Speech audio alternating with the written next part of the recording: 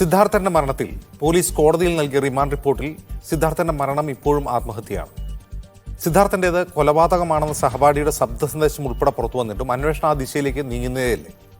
ഇതിനിടെ സിദ്ധാർത്ഥനെ ക്യാമ്പസിൽ സഹപാഠികൾ അപഹസിക്കാറുണ്ടായിരുന്നുവെന്നും കൊലയ്ക്ക് പിന്നിൽ ആ ജാതിവെറിയായിരിക്കുമെന്നും സിദ്ധാർത്ഥന്റെ പിതാവ് ആരോപിക്കുന്നു. സിദ്ധാർത്ഥന്റെ മരണത്തിൽ അന്വേഷണം അട്ടിമറിക്കപ്പെട്ടു.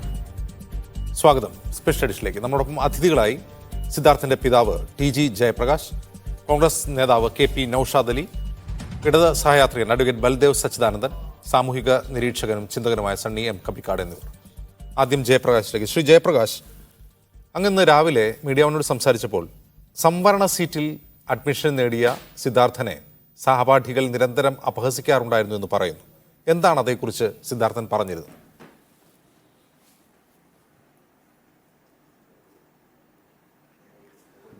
ഇല്ല, സംവരണ സീറ്റിൽ കിട്ടിയെന്നില്ല. ഞങ്ങൾക്ക് ഒരു ശതമാനം സംവരണ സീറ്റുണ്ട്. നീറ്റ് എഴുതി കഴിഞ്ഞിട്ട് അതിൻ്റെ മാർക്ക് അടിസ്ഥാനത്തിൽ നമുക്ക് 1% സീറ്റുണ്ട്. അതിൻ്റെ പേരിൽ സിദ്ധാർത്ഥം പറയുമായിരുന്നു അവർ കൂട്ടുകാരും അവൻ്റെ കുറച്ച് സീനിയേഴ്സും തമാശയായിട്ടാണോ അല്ലാതെന്നറിയില്ല, അവനെ അധിക്ഷേപിക്കാറുണ്ടായിരുന്നു, അല്ലെങ്കിൽ തമാശയായി കളിയാക്കാറുണ്ടായിരുന്നു എന്നൊക്കെ പറഞ്ഞുകൊണ്ടിരിക്കുമായിരുന്നു. അതിൻ്റെ കൂടെ അവർ പറയുമായിരുന്നു, കുറച്ച് സീനിയേഴ്സോ കൂട്ടുകാരൊക്കെ പറയുമെന്ന്, നിനക്ക് ഫ്രീ ആയിട്ട് സീറ്റ് കിട്ടി, നിനക്ക് സ്റ്റൈപ്പൻഡും കിട്ടുന്നുണ്ട്, ഞങ്ങളൊക്കെ ലക്ഷങ്ങൾ കൊടുത്താണ് വന്നത്, ലക്ഷങ്ങൾ കൊടുത്തിട്ടാണ് കയറുന്നത്, നമുക്കൊക്കെ ലക്ഷങ്ങൾ ചിലവാണെന്ന്. പക്ഷെ അന്ന് അവൻ പറഞ്ഞിട്ട് ഞാൻ അപ്പോഴേ ആലോചിച്ചു, എന്തിനാണ് ലക്ഷങ്ങൾ കൊടുക്കുന്നത്? അവർക്ക് ലക്ഷങ്ങൾ കൊടുക്കേണ്ട കാര്യമില്ലല്ലോ, അവർ മെറിറ്റിലല്ലേ കയറി വന്നത്. മെറിറ്റിൽ കയറുന്ന ഒരു കുട്ടിക്ക് എന്തിനാണ് ലക്ഷങ്ങൾ കൊടുക്കുന്നത്? ചിലപ്പോൾ ഫീസ് കൊടുക്കേണ്ടി വരുമായിരിക്കും, അവർക്ക് അത് കൊടുക്കേണ്ടി വരുമായിരിക്കും. പക്ഷേ എപ്പോഴും പറയുന്നത്, നീ ഫ്രീ ആയിട്ട് കയറി വന്നു, നിനക്ക് മാർക്ക് ഉള്ളതുകൊണ്ട്, നിനക്കത് കിട്ടിയോണ്ട്, മെറിറ്റിലുള്ള മാർക്ക് കിട്ടിയോണ്ട് കയറി വന്നു, അത് നിനക്ക് ബാക്കിയുള്ള ഞങ്ങളൊക്കെ ലക്ഷങ്ങളാണ് കൊടുത്തതെന്ന്. പക്ഷേ എനിക്കൊരു സംശയമുണ്ട്, ഈ ബാക്കിയുള്ളവരെ കയറിയത് ഈ പറയുമ്പോൾ അവരും കറക്റ്റായിട്ട് മെറിറ്റിൽ കയറി വന്നതാണോ, അതേ ലക്ഷങ്ങൾ കൊടുത്തിട്ട് എന്തോ ബാക്ക് വഴി കയറി വന്നതാണോ? എനിക്ക് ഇപ്പോഴേ സംശയം തോന്നി. അപ്പോഴും തോന്നിയിട്ടുണ്ട്, അപ്പോൾ ഞാൻ സീരിയസ് ആയിട്ട് എടുത്തിട്ടില്ല. അതപ്പോഴേ അവൻ പറയുമായിരുന്നു ആ കാര്യം. അതൊരു കാര്യം. പിന്നെ എന്താ പറയാ, ഒരു കാര്യം, ഈ മർദ്ദനത്തിലേക്ക് നയിച്ചതിൽ ഈ ഘടകങ്ങളുണ്ടോ? അതായത് ഈ അപഹാസം, ഈ സംവരണ സീറ്റിൽ വന്നയാൾ എന്നുള്ള ഒരു ഭേദചിന്ത അങ്ങനെയുണ്ടോ? ചിലപ്പം ആയിരിക്കാം എന്നെനിക്ക് അറിയില്ല. പക്ഷെ അതിനേക്കാൾ ഉപരി അവൻ്റെ ഒരു വളർച്ച അവർക്ക് ആർക്കും ഇഷ്ടപ്പെട്ടില്ല എന്നതാണ് ഏറ്റവും നല്ല കാര്യം, ഒരു പ്രധാനമായിട്ടുള്ള കാര്യം. ഇവന് ഫസ്റ്റ് ഇയർ കയറിയത് മുതൽ ഇവൻ എല്ലാ ആൾക്കാരുടെ ഇടയിൽ ഇവൻ ഭയങ്കരമായിട്ടുള്ള ഒരു നല്ല ഉയർച്ച, അവിടെ നല്ല പ്രവർത്തനവും നല്ല ഓർഗനൈസേഷൻ കാര്യങ്ങളെല്ലാം ഉണ്ടായിരുന്നു അവിടെ. അതിലും അവൻ പറയായിരുന്നു, ചേട്ടന്മാർക്ക് എൻ്റെ എല്ലാവരും ഭയങ്കര അസൂയ, റൂമേഴ്സിന് ഭയങ്കര അസൂയ. പക്ഷെ അവൻ പറയുന്നപ്പോഴും കളിയാറ്റാണ് പറഞ്ഞുകൊണ്ടിരിക്കുന്നത്. എനിക്കറിയില്ലായിരുന്നു ആ സമയത്ത് ഇതിനകത്തൊരു പ്രശ്നം ഉടലെടുക്കുന്നുള്ളത് എനിക്കറിയില്ലായിരുന്നു. ആ സമയത്ത് എപ്പോഴും പറയും, എനിക്ക് ആ യൂണിവേഴ്സിറ്റിയിൽ നിന്ന് ക്യാമറ തരുന്നു, എനിക്ക് അത് ചെയ്യാൻ തരുന്നു, സീനിയേഴ്സ് ചേട്ടന്മാരെ റൂമിൽ വരെ എനിക്ക് പോകാൻ സ്വാതന്ത്ര്യം കിട്ടുന്നു, അവർക്കെല്ലാവർക്കും ജലസിയാണ്. അതുകൊണ്ട് തമാശയായിട്ടാണ് പറഞ്ഞുകൊണ്ടിരുന്നത്. പക്ഷേ എല്ലാവരും കണക്ക് കൂട്ടി വെച്ചിട്ട് ഒരു ഗൂഢാലോചന ഇങ്ങനെ വെച്ചുകൊണ്ട് ഇവനൊരു കണക്കാക്കി വെച്ചുകൊണ്ടിരിക്കുകയായിരുന്നു. എല്ലാം കൊണ്ടും കൂടെ പഠിക്കുന്ന കുട്ടികൾ വരെ, കൂടെ പഠിക്കുന്നതല്ല, റൂമിലുള്ള കുട്ടികൾ വരെ. ഈ SFIയുടെ സംഘടനാ പ്രവർത്തനവുമായി ബന്ധപ്പെട്ടാണ്, അതല്ല മറ്റു കാര്യങ്ങൾ ഓർഗനൈസ് ചെയ്യുന്നതാണ്? ഇല്ല, മറ്റു കാര്യങ്ങൾ SFIയുടെ ഓർഗനൈസേഷനല്ല. കാര്യം എന്ന് പറഞ്ഞാൽ ഇവൻ ഫസ്റ്റ് ഇയറിൽ ക്ലാസ് റെപ്പായിരുന്നു. ഫസ്റ്റ് ഇയറിൽ പോകുമ്പോഴേ അവൻ ആദ്യമേ ക്ലാസ് റെപ്പാക്കി. അവരുടെ ടീച്ചേഴ്സും അവിടുത്തെ സ്റ്റുഡൻറ്റും മീൻസ് അവൻ്റെ ക്ലാസ്മേറ്റ്സ് എല്ലാം കൂടെ ചേർന്നിട്ട് അവനെ ക്ലാസ് റെപ്പാക്കി. ക്ലാസ് റെപ്പാക്കിയപ്പോൾ പിന്നെ അവിടെ നടക്കുന്ന സ്പോർട്സോ ആർട്സോ കാര്യങ്ങളോ എല്ലാം നിയന്ത്രിക്കുന്നത് അവിടുത്തെ യൂണിയനാണ്. അത് അവൻ പറഞ്ഞിട്ടുണ്ട്. അവിടെ കോളേജുകാരല്ല അവിടെ കാര്യങ്ങൾ നിയന്ത്രിക്കുന്നത്. അവിടുത്തെ എന്ത് കാര്യവും, അവിടുത്തെ ഉള്ള സ്പോർട്സ് ആണെങ്കിലോ ആർട്സ് ആണെങ്കിലോ ഏത് കാര്യവും അവിടെ നിയന്ത്രിക്കുന്നതല്ല യൂണിയനാണ്. അതുകൊണ്ട് അവർ ക്ലാസ് റെപ്പ് എന്നുള്ള രീതിയിൽ അവരെ കൂടെ പോകണം. അവരോട് കൂടെ പോയിട്ട് ക്ലാസ് റെപ്പിൻ്റെ കാര്യങ്ങളെല്ലാം അവൻ ചെയ്യേണ്ടി വരും. അവൻ അവിടെ ചെന്നപ്പോൾ അവർ യൂണിയൻകാരാണ്, ഇവനും അവരെ യൂണിയൻകാരെന്നാണ് ഇപ്പോൾ അവർ പറഞ്ഞു വരുത്തുന്നത്. അത് ഓക്കെ. പിന്നെ സെക്കൻഡ് ഇയർ ആയി പോയപ്പോൾ സെക്കൻഡ് ഇയറിലും അവൻ്റെ ടീച്ചേഴ്സ് നല്ലവരായ ടീച്ചേഴ്സും പറഞ്ഞു, നല്ല സുഹൃത്തുക്കളും പറഞ്ഞു, സെക്കൻഡ് ഇയറിലും സിദ്ധാർത്ഥൻ ക്ലാസ് റെപ്പാവണം. അവൻ പറഞ്ഞു ആവാൻ കുഴപ്പമില്ല. അത് കഴിഞ്ഞിട്ട് അവൻ്റെ സീനിയർ ചേട്ടന്മാർ പറഞ്ഞു, സെക്കൻഡ് ഇയർ ആവണമെങ്കിൽ അവിടെ ഒരു നിയമമുണ്ട്, അവിടുത്തെ ഒരു അലിഖിത നിയമം, സെക്കൻഡ് ഇയർ മുതൽ യൂണിയൻ റെപ്പാവണമെങ്കിൽ ക്ലാസ് റെപ്പാവണമെങ്കിൽ യൂണിയനിൽ ചേരണം, അവരെ യൂണിയനിൽ ചേരണം, ചേർന്നാലേ ക്ലാസ് റെപ്പാവാൻ പറ്റുള്ളൂ. അപ്പോഴവൻ പറഞ്ഞു എനിക്ക് അങ്ങനെ യൂണിയനിൽ ചേരാനുള്ള സമയമില്ല, എനിക്ക് താല്പര്യമില്ല, വേണമെങ്കിൽ ക്ലാസ് റെപ്പാവാം, പക്ഷേ ആ യൂണിയനിലൊന്നും ചേരുന്നില്ല, എനിക്ക് അതിനുള്ള സമയമില്ല, പ്രവർത്തിക്കാനുള്ള സമയമില്ല. നിങ്ങൾക്കൊരു യൂണിയനിൽ ചേർന്ന് കഴിഞ്ഞാൽ അതിന് വേണ്ടി എനിക്ക് പ്രവർത്തിക്കണം, ഏത് യൂണിയനിൽ ചേർന്നാലും എനിക്ക് അതിന് വേണ്ടിയിട്ട് കുറച്ച് കാര്യങ്ങളെങ്കിലും ചെയ്യണം, ഏതാണെങ്കിലും യൂണിയൻ, അപ്പോൾ അതിനുള്ള സമയമില്ല. അതുകൊണ്ട് അവൻ പറഞ്ഞു എനിക്ക് വേണ്ട.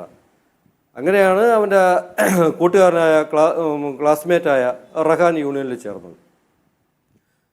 റഹാന്, അക്ഷയ്, അവൻ്റെ 2-3 കൂട്ടുകാരൊക്കെ, ഡാനിഷ് എല്ലാം യൂണിയനിൽ ചേർന്നു. എപ്പോഴവർ യൂണിയനിലോട്ട് ചേർന്നു അപ്പോൾ യവ ഒറ്റപ്പെട്ടു. അതുമുതൽ അവരെ തനി സ്വഭാവം അവർ കാണിച്ചു തുടങ്ങി, ശരിക്കുള്ള തനി സ്വഭാവം അവർ കാണിച്ചു തുടങ്ങി. പക്ഷേ യവൻ അത് മനസ്സിലാക്കാനുള്ള കഴിവില്ലായിരുന്നു, പാവം. ലാസ്റ്റ് അവർ ഭംഗിയായിട്ട് കിട്ടിയ അവസരം അവർ നല്ലവണ്ണം വിനിയോഗിച്ചു. ശ്രീ ജയപ്രകാശ്, ഈ സിദ്ധാർത്ഥനെതിരെ ഉന്നയിക്കപ്പെടുന്ന ഒരു പരാതി ഉണ്ടല്ലോ, ആ പരാതിയെക്കുറിച്ച് എന്തെങ്കിലും നിങ്ങളോട് പറഞ്ഞിരുന്നോ സിദ്ധാർത്ഥൻ? അങ്ങനെ എന്തെങ്കിലും സംഭവം ഉണ്ടായോ? മറ്റ് വിദ്യാർത്ഥികൾ എന്താണ് നിങ്ങളോട് അത് സംബന്ധിച്ച് പങ്കുവച്ചത്? ഇല്ലല്ല, അതിനെക്കുറിച്ചുള്ള ഒരു പരാതിയും ഒരു കാര്യവും നമ്മളോട് പങ്കുവച്ചിട്ടില്ല, ഒന്നും പറഞ്ഞിട്ടില്ല. അവരറിഞ്ഞിട്ടുണ്ട് 14-ാം തീയതി ഒരു പ്രശ്നമുണ്ട്, അതിന് ശേഷമാണ് അറിയുന്നത്. 14-ാം തീയതി വളണ്ടിയേഴ്സ് ഡേയിലായിട്ടുള്ളൊരു പ്രശ്നമുണ്ടായിട്ട് യവനെ സിദ്ധാർത്ഥനെ മർദ്ദിച്ചോ, ആ സമയത്ത് അവൻ അങ്ങോട്ട് പ്രശ്നമുണ്ടാക്കിയോ, അതൊക്കെ ഒന്നും എനിക്കറിയില്ല. ശരിക്കും സിദ്ധാർത്ഥനെ അന്ന് മർദ്ദിച്ചു എന്ന് ഞാൻ അറിഞ്ഞു, അതിന് ശേഷമാണ് അറിഞ്ഞത്, സിദ്ധാർത്ഥൻ്റെ മരണശേഷവും അറിഞ്ഞത്. അത് കഴിഞ്ഞ് 15-ാം തീയതി എങ്ങനെയെങ്കിലും രക്ഷപ്പെട്ട് വരാമെന്നോ എന്ന് പറഞ്ഞിട്ട് തിരിച്ച് വരുമ്പോഴാണ് റഹാൻ തിരിച്ച് വിളിക്കുന്നത്. റഹാൻ തിരിച്ച് വിളിച്ചിട്ട് 16-ാം തീയതി മുതലുള്ള പീഡനമാണ് പിന്നെ നടന്നത്. ഈ 16-ാം തീയതി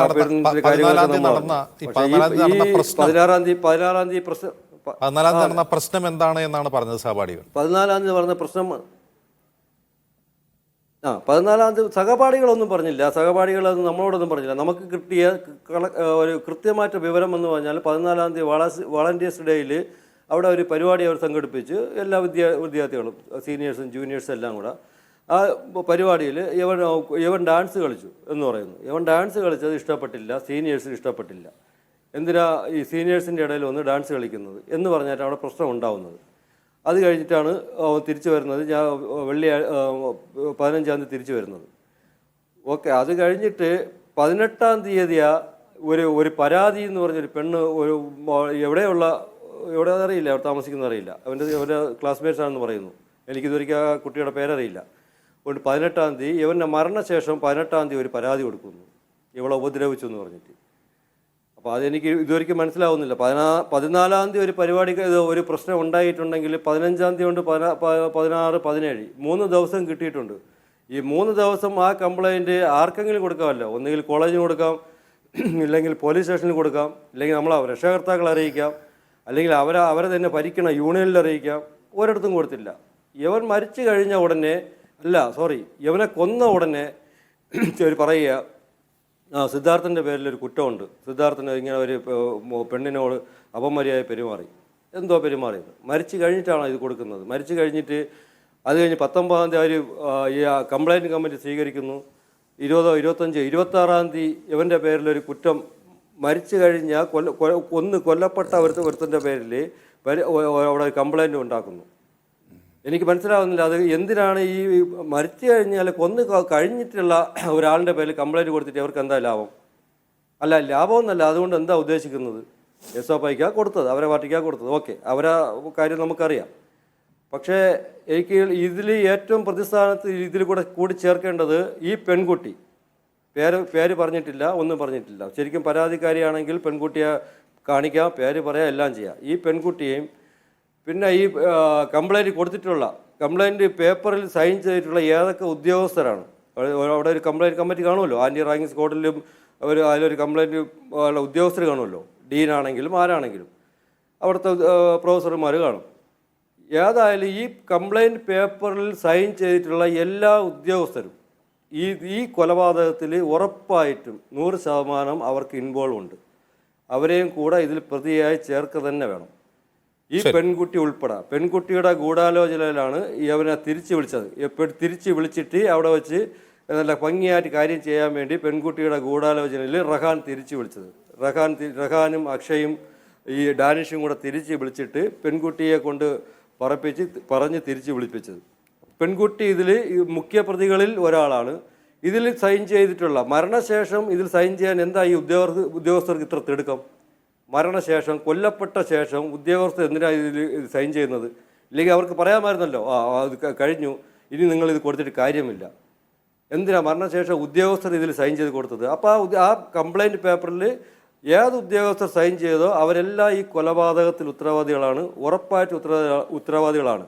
പോലീസ് ചേർക്കോ ഇല്ലയെന്നറിയില്ല. പോലീസ് അതിൽ പ്രതി ചേർത്തിട്ടില്ല ഇല്ലെങ്കിൽ എവിടെ പ്രതി ചേർക്കണം എന്നുള്ളത് എനിക്ക് നല്ലവണ്ണം അറിയാം.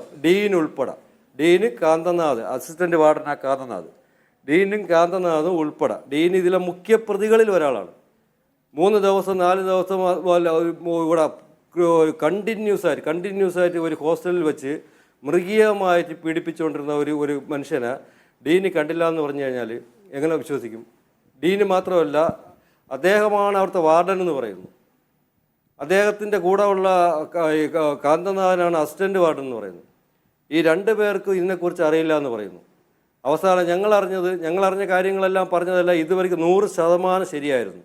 പോലീസ് പറഞ്ഞിട്ട കാര്യങ്ങളല്ല നിങ്ങൾ കേട്ട. പോലീസ് അതേ കണക്കിന് പറഞ്ഞിട്ടുണ്ട്. ഞങ്ങൾ എന്തൊക്കെ പറഞ്ഞു, ഞങ്ങൾക്ക് എന്തൊക്കെ ആദ്യം കൊടുത്ത റിപ്പോർട്ട് അതെല്ലാം കറക്റ്റായിരുന്നു. അതുപോലെയാണ് പറയുന്നത്.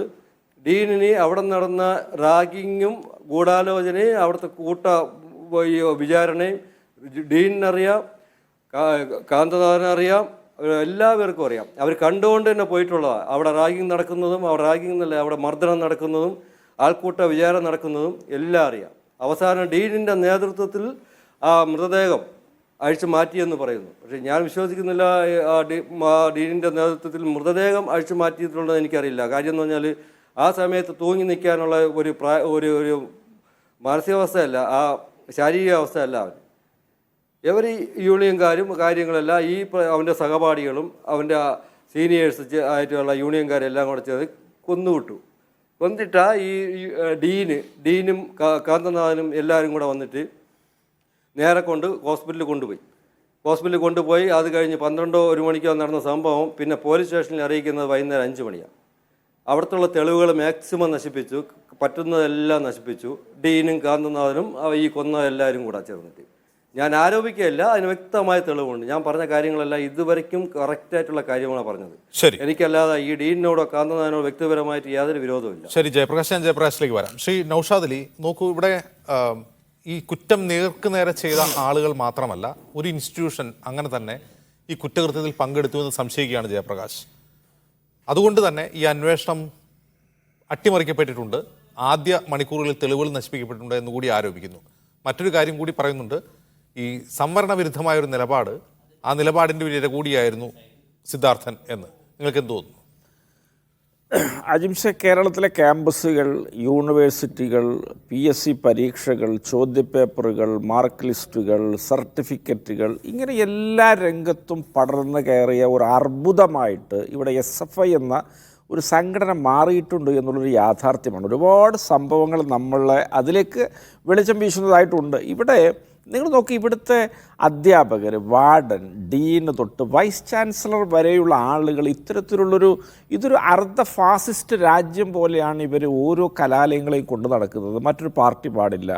ഒരാൾക്ക് എന്തെങ്കിലും ആർട്സിലോ സ്പോർട്സിലോ ഒക്കെ മുന്നേറണമെങ്കിൽ ഈ SFIയിൽ ചേരണം, ചേർന്നിട്ടില്ലെങ്കിൽ ഒറ്റപ്പെടുത്തും.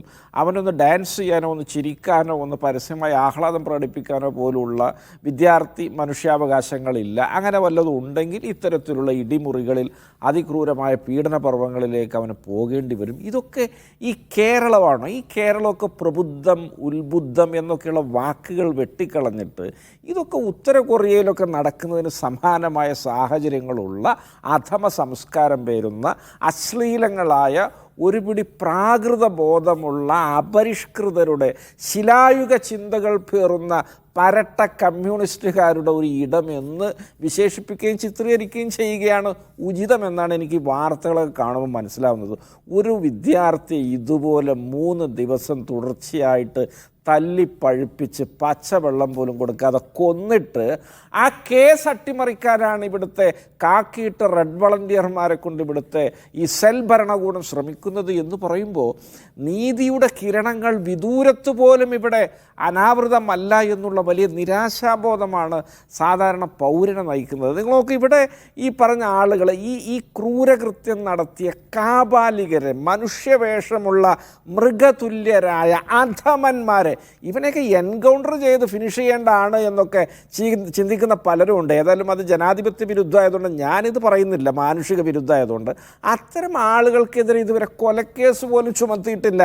റാഗിങ് കേസൊക്കെ ചുമത്തിയിട്ട് ഗൂഢാലോചന കേസ് പോലും ചുമത്താത്ത ഈ പോലീസൊക്കെ ഇവർക്കൊക്കെ ഈ കാക്കി അഴിച്ചു വെച്ചിട്ട് വല്ല CPM ആഫീസിൽ ചായ കൊണ്ടു കൊടുക്കുന്ന പണിയെടുത്ത് ഞാൻ ആലോചിച്ചു പോവാണ്. ഗൂഢാലോചന വധശ്രമത്തിലാണ്, വധക്കുറ്റത്തിനല്ല. അല്ല, എന്തോ ആവട്ടെ, ഇതുപോലെയൊക്കെയുള്ളൊരു വിഷയത്തിൽ ഇത്രമാത്രം ലാഘവ ബുദ്ധിയോടുകൂടി ഇപ്പോഴും പക്ഷപാതപരമായി മാത്രം സമീപിക്കുന്ന ഒരു ഭരണകൂടം, ഒരു പാർട്ടി, ഒരു സംസ്ഥാന സർക്കാർ എന്നൊക്കെ പറഞ്ഞാൽ അത് കേരളത്തിന് അപമാനമാണ്. ഇത് UPക്കോ അല്ലെങ്കിൽ രാജസ്ഥാനോ ബീഹാറിനോ മധ്യപ്രദേശിനോ പോലും ഇങ്ങനൊരു സർക്കാർ ഉണ്ടാവുമോ എന്നുള്ള കാര്യത്തിൽ എനിക്ക് ഉറച്ച വിശ്വാസം കൊണ്ട് ഉണ്ടാവില്ല എന്നാണ്. ഈ കേരളത്തിൻ്റെ മേൽ വന്നു വീണ ഈ നാണം കെട്ട സർക്കാർ ഈ കേസിനെ അട്ടിമറിക്കാനുള്ള ശ്രമങ്ങളുമായിട്ട് മുന്നോട്ട് പോവുകയാണ്. CPMൻ്റെ മുൻ MLA ആണ് മജിസ്ട്രേറ്റിൻ്റെ വീട്ടിലേക്കുള്ള അകമ്പടി സേവയൊക്കെ നടത്തുന്നത്. ഇത്തരക്കാരെയൊക്കെ എന്ത് ചെയ്യണമെന്ന് പറ്റുമെങ്കിൽ കേരളത്തിലെ ജനങ്ങൾ ചിന്തിച്ചോളൂ. നിങ്ങൾ ഈ രണ്ടാമത്തെ തവണ ഊഴം കൊടുത്ത് അധികാരത്തിലേറിയ ഈ വരം കൊടുത്ത ഭസ്മാസുരന്മാരാണ് ഈ കേരളം ഭരിക്കുന്നത്. നിങ്ങൾ വീണ്ടും ഇവർക്ക് വോട്ട് ചെയ്യണോ വേണ്ടേന്നൊക്കെ നിങ്ങൾ ചിന്തിച്ചോളൂ. ഇത്തരക്കാരെയൊക്കെ പേരണോ വേണ്ടേന്നുള്ള ഒറ്റ ചോദ്യം മാത്രമേ ഉള്ളൂ. മറ്റൊരു രാഷ്ട്രീയവും നമ്മുടെ മുന്നിലില്ല. ഇവനെയൊക്കെ എന്ത് ചെയ്യണമെന്ന് നിങ്ങൾ തീരുമാനിക്കുക. ശരി നൗഷാദ് അലി. ശ്രീ ബൽദേവ്, ഈ മരിച്ചു കിടക്കുന്ന ആളെ ആ കുരുക്കഴിച്ച് താഴെ കിടത്തി ഹോസ്പിറ്റലിൽ കൊണ്ടുപോകാൻ തീരുമാനിച്ച ഒരു ഡീനുണ്ടല്ലോ, ഡീനാണ് അത് ചെയ്തതെന്നാണ് പറയുന്നത്. ആ അഴിച്ചെടുക്കുമ്പോൾ പോലും അയാൾക്കറിയാം ഈ വിദ്യാർത്ഥി ക്രൂരമായ മർദ്ദനത്തിന് വിധേയമായിട്ടുണ്ടെന്ന് ഏത് മനുഷ്യനും അത് കാണുമ്പോൾ മനസ്സിലാവും. അത് പോലീസിൽ അറിയിക്കുന്നത് വൈകുന്നേരം 5 മണിക്കാണ് എന്ന് പറയുമ്പോൾ ഇവിടെ ജയപ്രകാശ് അതായത് സിദ്ധാർത്ഥൻ്റെ അച്ഛൻ ആവശ്യപ്പെടുന്ന ഡീനാണ് ഇതിൽ പ്രതി എന്ന് പറയുന്നത് സത്യമാവുകയല്ലേ? തീർച്ചയായിട്ടും അദ്ദേഹത്തിന്റെ അഭിപ്രായങ്ങൾക്കൊന്നും ഞാൻ എതിര് പറയുന്നില്ല. കാരണം അദ്ദേഹത്തിന്റെ മകൻ നഷ്ടപ്പെട്ടു, ആ അച്ഛന്റെ വേദന നമുക്ക് മനസ്സിലാവും. അപ്പോൾ ഈ സംശയത്തിന്റെ മാത്രം ആനുകൂല്യങ്ങളിൽ പലപ്പോഴും പോലീസിന് കേസിലേക്ക് പോകാൻ പറ്റില്ല. ഇവിടെ ആദ്യം നമുക്കറിയാം, ആദ്യം ഇത് കേസിനെ കുറിച്ച് തന്നെ ഇല്ലായിരുന്നു. പിന്നീട് കേസ് വന്നു, അബേറ്റ്മെന്റ് സൂയിസൈഡ് ഇട്ടു, പിന്നെ അതിനകത്ത് 120B ക്രിമിനൽ കോൺസ്പിറസിക്ക് വന്നു. ഇപ്പോൾ നമ്മൾ 2 കാര്യങ്ങളാണ് ജയപ്രകാശിന്റെ അച്ഛൻ പറഞ്ഞത്. ഒന്ന്, ആ കുട്ടിയെ സാമുദായികമായ ഒരു ഇകഴ്ത്തലുണ്ടായി എന്ന് പറഞ്ഞു. അത് എത്ര കണ്ട് ശരിയാവണമെന്ന് തോന്നുന്നില്ല. കാരണം അതിനേക്കാൾ താണ സമുദായക്കാർ കുട്ടികൾ അവിടെ പഠിക്കുന്നുണ്ട്. ഏതാണ്ട് വളരെയധികം കൂടുതൽ പട്ടികജാതി പട്ടികവർഗ വിഭാഗങ്ങളിലൊക്കെ പെട്ടവർ അവിടെ പഠിക്കുന്നുണ്ട്. എല്ലാ വിഭാഗത്തിൽപ്പെട്ട സംവരണക്കാർക്കും ഗവൺമെന്റ് കോളേജിൽ ജോലിയുണ്ട്. പിന്നെ അദ്ദേഹം പറഞ്ഞ ഒരു കാര്യം ശരിയാണ്, ഫീസ് ഗവൺമെന്റ് കോളേജിൽ മെറിറ്റ് കിട്ടുമ്പം മെറിറ്റ് ഫീസ് മാത്രം കൊടുത്താൽ അത് എവിടെയെങ്കിലും ലക്ഷക്കണക്കിന് രൂപ കൊടുക്കേണ്ടത്, അതൊക്കെ സാക്ഷരത്തിൽ കൊടുക്കേണ്ടതാണ്. അപ്പൊ അതിനെക്കുറിച്ച് നമ്മളൊരു സമഗ്രമായ അന്വേഷണം ഇനിയും നടത്തേണ്ടിയിരിക്കുകയാണ്. പിന്നെ ആ കുട്ടി ക്ലാസ്സിലെ റെപ്രസെന്റേറ്റീവ് ആയിരുന്നു പറയുന്നു.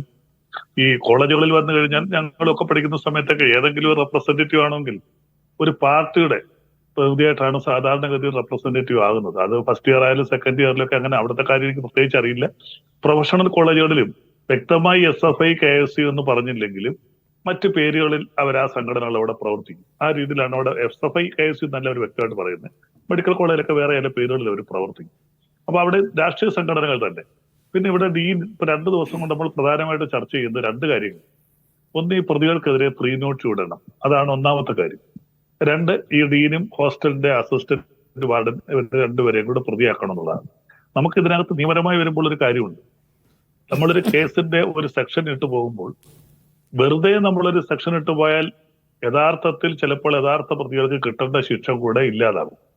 കാരണം ഒരു 3 നോട്ട് ഇടണമെന്നുണ്ടെങ്കിൽ 3 നോട്ടിന്റെ ആയിട്ടുള്ള ആ സെക്ഷന്റെ ഇൻഗ്രീഡിയൻസ് അവിടെ വരണം. ഇവിടെ 306 ആണ്, അബേറ്റ്മെന്റ് ആണ്.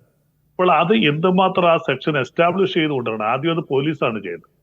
പോലീസിന്റെ ഇൻവെസ്റ്റിഗേഷൻ നടത്തി പോലീസ് കൊടുക്കുന്ന കുറ്റപത്രം, ഞാൻ നേരത്തെ ഒരു ചർച്ചയിൽ പറഞ്ഞ രഞ്ജി ശ്രീനിവാസൻ കേസിലേക്ക് കുറ്റപത്രം കൊടുത്തു വളരെ സമർത്ഥമായിട്ട് പോലീസുകാർ അന്വേഷിച്ച് കൊടുത്തു. അതുകൊണ്ടാണ് ആ പ്രതികൾക്ക് കോടതിയിൽ നിന്ന് രക്ഷപ്പെടാൻ കഴിയായത്. പ്രോസിക്യൂഷൻ രണ്ടാമത്തെ റോളിയുണ്ട്. ഇൻവെസ്റ്റിഗേഷൻ ഹാജരാക്കുന്ന എവിഡൻസുകളാണ് പ്രധാനമായിട്ടും പ്രോസിക്യൂഷൻ റിലേ ചെയ്യുന്നത്. അപ്പോൾ അതിൽ പോരായ്മകൾ വന്നാൽ അത് മാത്രമല്ല സുപ്രീം കോടതിയുടെ തന്നെ പല കേസുകളിലും ജഡ്ജ്മെന്റ് ഉണ്ട്. ഒരു കേസിന് തന്നെ 2 പോസിബിലിറ്റി പാടില്ല. ഒരു കേസിന് അങ്ങനെ 2 പോസിബിലിറ്റിയിലേക്ക് ഇങ്ങനെ ഒരു ക്രൈം നടക്കില്ല. അങ്ങനെ വന്നു കഴിഞ്ഞാൽ പല കേസുകളിലും പ്രതികൾക്ക് അനുകൂലമായിട്ട് വന്നിട്ടുണ്ട്. അപ്പോൾ ഒരു പോലീസ് അന്വേഷണത്തിലൊരു നിഗമനത്തിലെത്തുമ്പോൾ ഒരു പോസിബിലിറ്റിയിലാണ് സ്റ്റിക്ക് ഓൺ ചെയ്യേണ്ടത്. സിദ്ധാർത്ഥ് മരിച്ചത് അത് കൊലപാതകമായിരുന്നോ അതോ 306 പ്രകാരമുള്ള അബേറ്റ്മെന്റ് സൂയിസൈഡ് ആയിരുന്നു?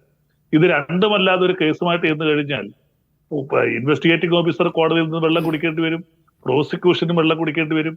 അപ്പോൾ അതുകൊണ്ട് നമ്മൾക്ക് പറയുമ്പോൾ നിയമപരമായ കാര്യങ്ങൾ നല്ലതുപോലെ പഠിക്കാതെ പെട്ടെന്ന് പറഞ്ഞു പോകുന്നവർക്ക് 306 ഇട്, 308 ഇട്, 302 ഇങ്ങനെ പറഞ്ഞങ്ങ് പോകാം. അപ്പൊ അത് വളരെ വ്യക്തമായിട്ട് അന്വേഷിച്ച് അതിന്റെ ഒരു കുറ്റപത്രം, സമഗ്രമായ കുറ്റപത്രം, എല്ലാവിധ 4 രീതിയിലുള്ള എവിഡൻസ്. 3 ദിവസം തുടർച്ചയായി മർദ്ദനമേറ്റ് എഴുന്നേറ്റ് നിൽക്കാൻ കഴിയാത്ത, വയറ്റിലൊരു തുള്ളി വെള്ളമില്ല എന്ന് പോസ്റ്റ്മോർട്ടം റിപ്പോർട്ടിൽ കണ്ട ഒരാൾ എങ്ങനെ തൂങ്ങി മരിച്ചു എന്ന് കോടതി ചോദിച്ചാൽ അത് പറയാനും പ്രോസിക്യൂഷൻ ആകണമല്ലോ. തീർച്ചയായിട്ടും ഞാനത് തുടക്കത്തിലേ പറഞ്ഞില്ല.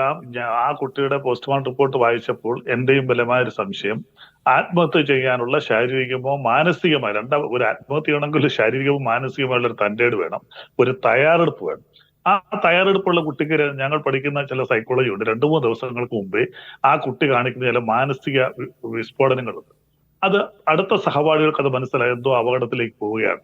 അപ്പോൾ തീർച്ചയായിട്ടും നിങ്ങൾ പറഞ്ഞ ഒരു കാര്യം ശരിയാണ്. ഈ 3 ദിവസം തുടർച്ചയായിട്ടുള്ള പീഡനങ്ങൾ ഏറ്റിട്ടുണ്ടെങ്കിൽ പെട്ടെന്ന് ഒരു ആത്മഹത്യയിലേക്ക് ചിന്തിക്കാനുള്ള ശാരീരികവും മാനസികമായ കെൽപ്പ് ആ കുട്ടിക്ക് ഉണ്ടാകില്ല. ഇത് രണ്ടും കൂടെ ചേർന്നെങ്കിലേ ഒരു ക്രൈം ഇതും ഒരു ക്രൈമാണല്ലോ. നമ്മുടെ നിയമം അനുസരിച്ച് ആത്മഹത്യ ചെയ്യുക എന്ന് പറയുന്നത് ഒരു ക്രൈമാണ്. അപ്പോൾ അത് അങ്ങനെ പോകണമെന്നുണ്ടെങ്കിൽ പോലും അതിനൊരു ശാരീരികാവസ്ഥ വേണം, അതിനൊരു മാനസികാവസ്ഥ വേണം. വളരെയധികം ക്ഷീണിതനായിരുന്നു ആ കുട്ടിക്ക്. ഒരു തുള്ളി വെള്ളം പോലും ആ കുട്ടിയുടെ ആമാശയത്തിലില്ലായിരുന്നു, ഇതിന് മൂത്രം പോലും ഇല്ലായിരുന്നു. അപ്പൊ അത്രയും വളരെ തളർന്നു നിൽക്കുന്ന ഒരു അവസ്ഥയാണ്. അപ്പം വളരെ കൃത്യമായ ശാസ്ത്രീയം, എനിക്ക് തോന്നുന്നു ഫോറൻസിക് എവിഡൻസുകൾ കിട്ടാൻ കുറെ വൈകും. 1-2 ആഴ്ചകളെടുക്കും പ്രധാനപ്പെട്ട ഫോറൻസിക് എവിഡൻസ് കിട്ടാൻ. ഇപ്പോൾ അവരുടെ മുമ്പിലുള്ളത് പോസ്റ്റ്മോർട്ടം റിപ്പോർട്ടും ഇൻക്വസ്റ്റ് റിപ്പോർട്ടുമാണ്. ഇപ്പൊ പോസ്റ്റ്മോർട്ടം റിപ്പോർട്ട് മാത്രം വെച്ചുകൊണ്ട്, കാര്യം പോസ്റ്റ്മോർട്ടം റിപ്പോർട്ടിൽ പ്രത്യേകതയുണ്ട്. ഞാൻ പണ്ടൊക്കെ ചർച്ച പറഞ്ഞതാണ്, ജീവനോടെയാണ് ഒരാളിനെ കെട്ടിത്തൂക്കുന്നതെങ്കിൽ ആത്മഹത്യയുടെ ലക്ഷണങ്ങളെ പോസ്റ്റ്മോർട്ടം റിപ്പോർട്ടിൽ വരുത്തും. അപ്പൊ ആ റിപ്പോർട്ട് വെച്ചുകൊണ്ട് പോലീസിന് ഇതിന് 302 ഇടാൻ പറ്റില്ല. കാര്യം പോസ്റ്റ്മോർട്ടം റിപ്പോർട്ട് ഡോക്ടർ വിസ്തരിക്കുമ്പോൾ ഡോക്ടർ വ്യക്തമായിട്ട് പറയും അയാൾ തൂങ്ങി മരിക്കുകയായിരുന്നു എന്ന് ഡോക്ടർക്ക് പറയാൻ പറ്റും. ആ റിപ്പോർട്ടിന്റെ ഡോക്ടർ ഒരിക്കലും കോടതിയിൽ വന്നിട്ട് അതിനെതിരെ പറയാൻ പറ്റില്ല.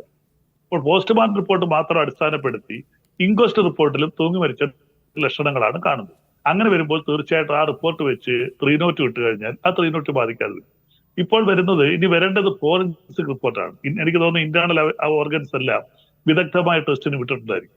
ആ ടെസ്റ്റുകളുടെ റിസൾട്ട് വന്നു കഴിയുമ്പോൾ ശരിക്കും പോലീസിന്റെ ഒരു കൺക്ലൂഷനിൽ എത്താൻ മാറും. അപ്പൊ അങ്ങനെ വീണ്ടും 302 ഇടുകയാണെങ്കിൽ അതനുസരിച്ച് വേണം ഒരു കുറ്റപത്രം ഫ്രെയിം ചെയ്യാൻ. അതുകൊണ്ട് നിലവിലുള്ള FIR-ഓ FIS-ഓ ഏതെങ്കിലും സാക്ഷികളുടെ മൊഴികളോ ഒന്നും ഈ ചാർജ് ആൾട്ടർ ചെയ്ത് 302ലേക്ക് പോകുന്നതിന് പോലീസിന് തടസ്സമില്ല.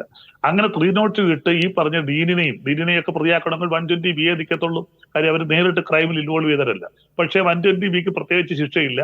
302 ഇട്ട് കഴിഞ്ഞാൽ കൊലപാതകമാണെങ്കിൽ ആ കൊലപാതക കേസിലെ പ്രതിക്ക് എന്ത് ശിക്ഷ കൊടുക്കുന്നു ആ ശിക്ഷ തന്നെ മറ്റു പ്രതികൾക്ക് കൊടുക്കേണ്ടി വരും. അതാണ് 120Bക്കുള്ള ഒരു പ്രത്യേകത. ശിക്ഷ ഇല്ലാത്ത ഒരു ഒഫൻസാണത്. എന്ത് ശിക്ഷ ചെയ്യുന്നു ആ ശിക്ഷയുടെ ഒഫൻസാണ്. അങ്ങനെ വരുമ്പോൾ തീർച്ചയായിട്ടും ഡീനിനെയും ഹോസ്റ്റൽ വാർഡിനെയൊക്കെ പ്രതിയാക്കുമ്പോൾ 302 ഇടുകയാണെങ്കിൽ ഈ പ്രതികൾക്ക് ക്യാപിറ്റൽ പണിഷ്മെന്റ് കൊടുത്താൽ അതേ ക്യാപിറ്റൽ പണിഷ്മെന്റിലേക്ക് തന്നെ ഈ ഡീനും ഈ ഹോസ്റ്റൽ വാർഡിനും ഒക്കെ പോകും.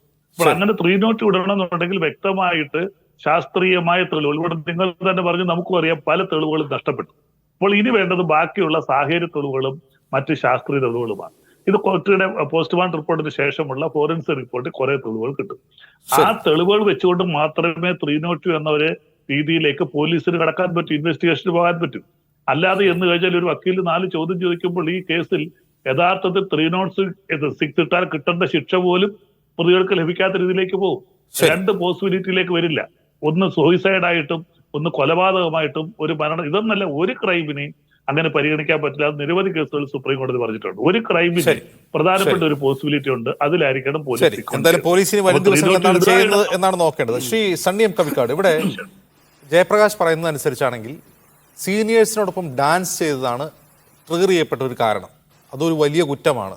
തിരിച്ചു പോയ ഒരാളെ വിളിച്ചു വരുത്തി വിചാരണ ചെയ്ത് മർദ്ദിച്ച് കൊലപ്പെടുത്താൻ പറ്റിയൊരു കുറ്റമാണ് എന്ന് തോന്നുന്നുണ്ടോ? അതല്ല, ജയപ്രകാശ് തന്നെ ആരോപിക്കുന്നത് പോലെ ഒരു സംവരണ സമുദായക്കാരൻ സീറ്റ് നേടി വന്ന് ആളാവാൻ ശ്രമിക്കുന്നു എന്നൊരു ജലസി, അതായിരിക്കും. എന്താകും ഇതിന്റെ പിന്നിൽ?